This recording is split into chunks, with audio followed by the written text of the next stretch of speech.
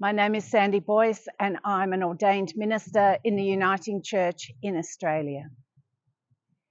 It's easy to see peace as something that will be found when injustice is addressed, when conflict is resolved, when a meeting ends well, when the world becomes a little more as God intended it to be.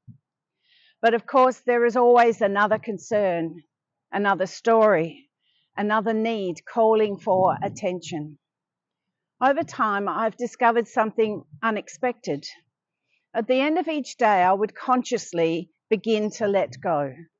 I would empty out my head and heart of all that had happened, the conversations, the worries, the things left undone, the burdens I could no longer carry into the night.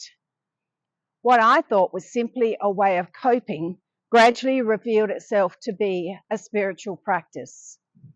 Richard Foster writes of stepping away from the chaos and demands of life in order to allow God to create in us attitudes and habits that will hold us constantly in the loving presence of God and where peace may be found.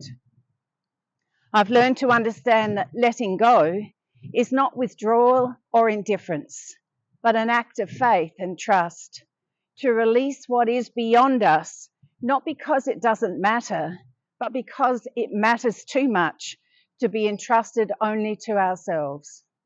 Not to withdraw from the world's pain, but to release our grip upon it. To remember that social transformation begins with inner transformation. Not to strive harder, but to trust more deeply. The spiritual practice that sustains me is a recognition that there comes a point when no more can be done today, and that God's creative and healing work continues even while I rest. And so I return again and again to a gentle and unhurried posture of steady peace, to calm and quiet my soul, and to entrust to God what remains unfinished. And in that sacred letting go, I discover a quiet assurance.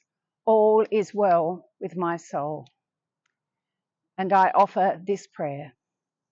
Loving God, in a world of noise and urgency, teach us the wisdom of holy rest and to release what we can no longer carry.